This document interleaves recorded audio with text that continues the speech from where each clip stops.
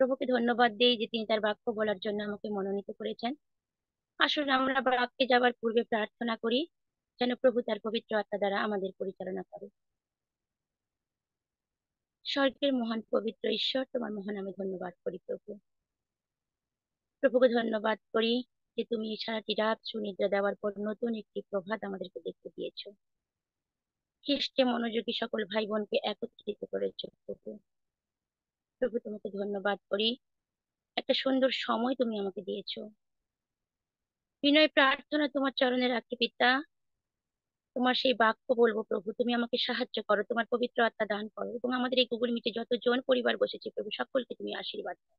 তোমার পবিত্র আত্মা দ্বারা তুমি পরিচালিত করো, সঙ্গে থাকো, অপরাধ অযোগ্যতা করো প্রভু।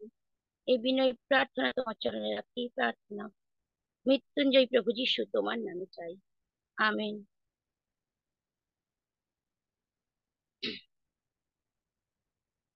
আমি আজকে যেটা বলবো সেটা নম্রতা। তো সেটা বলার আগে আমরা একটা বাইবেল ভার্স বলি। ফিলিপিও পুস্তক তার 2 অধ্যায়ের 1 থেকে 4 পদ যদি কেউ পড়ি। অতএব খ্রিস্টে যদি কোনো আশ্বাস, যদি প্রেমের কোনো সান্ত্বনা, যদি আত্মার কোনো সহভাগিতা, যদি কোনো স্নেহ ও করুণা থাকে, তবে তোমরা আমার আনন্দ পূর্ণ করো। একই বিষয় ভাবো, এক প্রেমের প্রেমী, এক প্রাণ, এক ভাব বিশিষ্ট হও। প্রতিযোগিতার কিংবা অনর্থক দর্পের বশে কিছুই করিও না, বরং নম্রভাবে প্রত্যেকজন আপনা হইতে অন্যকে শ্রেষ্ঠ জ্ঞান করো, এবং প্রত্যেকজন আপনার বিষয়ে নয় কিন্তু পরের বিষয়েও লক্ষ্য রাখো। আমেন। আমেন। নম্রতা, এখানে বলা হয়েছে নম্রভাবে অন্যকে শ্রেষ্ঠ জ্ঞান করা। যেহেতু প্রতিটি মানুষের অভ্যন্তরীণ ও প্রকৃতির স্বার্থপরতা ও নিজেকে বড় করে দেখা, সেই জন্য জগতের লোকেরা নম্রতাকে মোটেও মোটেও মূল্য দেয় না। তবুও পরিত্রাণপ্রাপ্ত মানুষের জন্য ঈশ্বরের দৃষ্টিভঙ্গি সম্পূর্ণ ভিন্ন। তিনি নম্রতাকে সর্বোচ্চ গুরুত্ব দিয়ে থাকেন। নম্রতার অর্থ নিজের দুর্বলতা সম্পর্কে সচেতন থাকা এবং সাফল্যগুলির জন্য ঈশ্বরকে এবং অন্যান্য লোকেদের প্রশংসা করা। আর তা আমরা পাই যাকব পুস্তক 4 অধ্যায়ের 6 পদ। যদি কেউ কোনো ভাই বোন পড়ে। যাকব 4 অধ্যায় 6 পদ। বরং তিনি আরো অনুগ্রহ প্রদান করেন। এই কারণ শাস্ত্র বলে, ঈশ্বর অহংকারীদের প্রতিরোধ করেন, কিন্তু নম্র দিগকে অনুগ্রহ প্রদান করেন। আমেন। আমেন।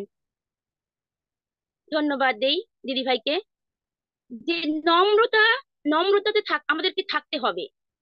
কারণ আমরা অতি সাধারণ, অতি ক্ষুদ্র সৃষ্টি। সৃষ্টি বিহনে আমাদের জীবন পাপে পরিপূর্ণ।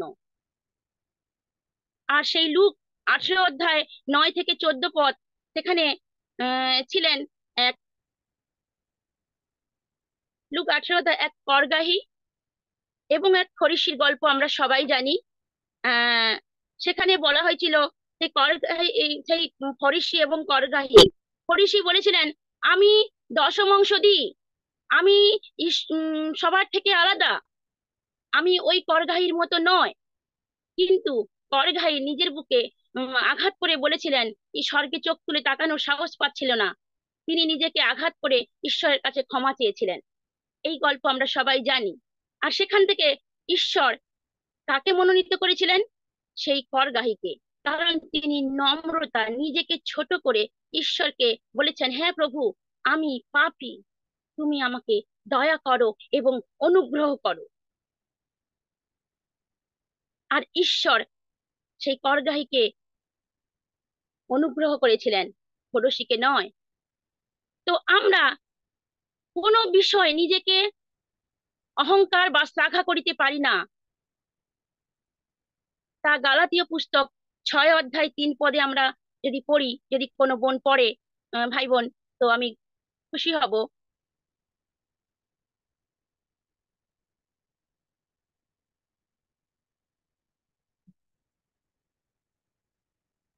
আমি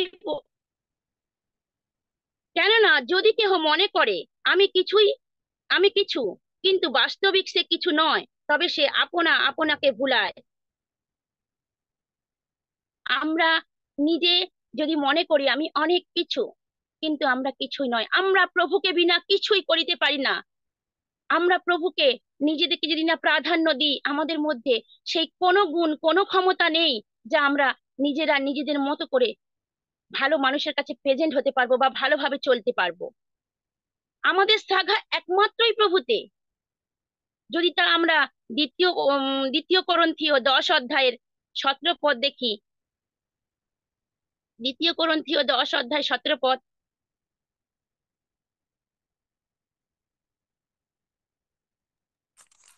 দ্বিতীয় দ্বিতীয় করন্থীয় করন্থীয় 10 তার অধ্যায় 10 অধ্যায় 17 পদ। 17 পদ হচ্ছে, তবে যে শ্লাঘা করে সে প্রভুতেই শ্লাঘা করুক। আমেন। আমেন।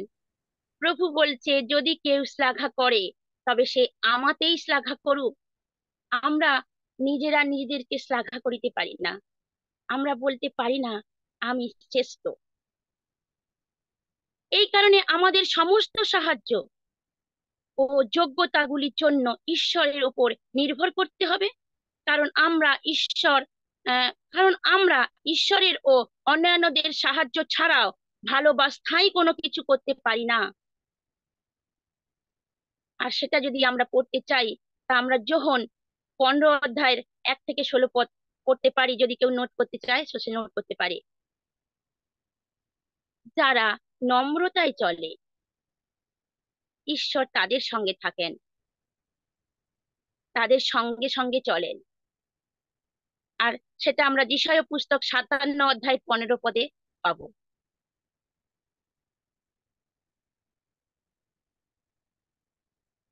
যদি কেউ পড়েন।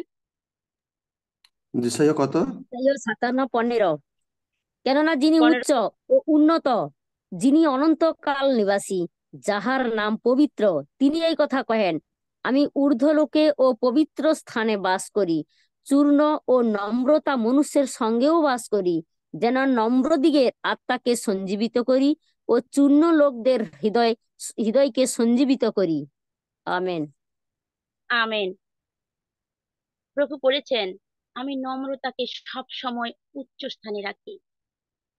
নম্রতা ভাব মানে আমরা নিজেদেরকে দুর্বল ভাবতে পারি না। নম্রতা মানে আমাদের দুর্বলতা প্রকাশ করিতে পারি না। নম্রতা মানে আমরা প্রভুকে প্রাধান্য দিই। আমরা নিজেরা কিছু করতে পারি না যদি না অন্য কারো কেউ সাহায্য করেন, যদি না প্রভু সাহায্য করেন। তো সে কারণে প্রভুকে ধন্যবাদ দিই। আমি ঈশ্বর বলেছেন আমি অহংকারীদের প্রতিরোধ করেন, ঈশ্বর অহংকারীদের প্রতিরোধ করেন, কিন্তু নম্রতাদের আরো অনেক অনুগ্রহ প্রদান করেন। ঈশ্বর অহংকারীদের প্রতিরোধ করেন, কিন্তু নম্রতাদের আরো অনুগ্রহ দান করেন। প্রথম পিতর 5 অধ্যায়ের 5 পদ। অনেক পদ আছে, কিন্তু আমি যেটা বেছে নিয়েছি প্রথম পিতর 5 অধ্যায়ের 5 পদ। সেখানে ঈশ্বর বলেছেন যে অহংকারীদের প্রতিরোধ কিন্তু নম্রতাদের তিনি কিভাবে অনুগ্রহ করেন। প্রথম পিতর 5 অধ্যায়ের 5 পদ। তদ্রূপ হে যুবকেরা, তোমরা প্রাচীনদের বশীভূত হও, আর তোমরা সকলেই যে একজন অন্যের সেবার্থে নম্রতায় কটিবন্ধন করো, কেননা ঈশ্বর অহংকারীদের প্রতিরোধ করেন, কিন্তু নম্রদিগকে অনুগ্রহ প্রদান করেন। আমেন। ঈশ্বর অহংকারীদের প্রতিরোধ করেন, কিন্তু নম্রদের আরো অনুগ্রহ প্রদান করেন। তাই প্রিয় ভাই বোনেরা, আমি আপনাদের কাছে এই কথা বলতে চাই যেন আমরা নম্র হয়ে ঈশ্বরকে প্রাধান্য দিই, ঈশ্বরকে আমাদের জীবনে অনেক অনেক গুরুত্ব দিই এবং একে অন্যের প্রতি সেই নম্রতা ভাবে নিজেদেরকে প্রেজেন্ট করি। কারণ আমরা আজ যেটা জানলাম যে নম্রতা নম্রতা যদি আমরা নিজেদেরকে নম্রভাবে ঈশ্বরের কাছে প্রেজেন্ট করি, তবে ঈশ্বর আমাদেরকে আশীর্বাদ করবেন। ঈশ্বর তার সন্তানদের আশীর্বাদ করবেন এবং একে অন্যকে আরো উৎসাহী করবেন। ঈশ্বরের পক্ষে যারা বেশি উপযোগী, তাদেরকে বেশি নম্রতার সঙ্গে চলতেও দেখা যায়। হ্যাঁ, আমি নিজে থেকে দেখেছি যারা ঈশ্বরের উপরে খুব পরিমাণে ভরসা করে এবং ঈশ্বরের উপযোগী সন্তান হয়ে তারা চলে, দেখেছি সেসব পাস্টার ভলেন্টিয়ারদেরকে খুব নম্রতা ভাবে চলতে। তাদের কথোপকথন, তাদের চলন বলন, তাদের মধ্যে প্রেম ভালোবাসা, একে অন্যকে শ্রেষ্ঠ গ্রহণ করা আমি দেখেছি তাদেরকে সর্বদা সর্বক্ষণ তাদের মুখে হাসি।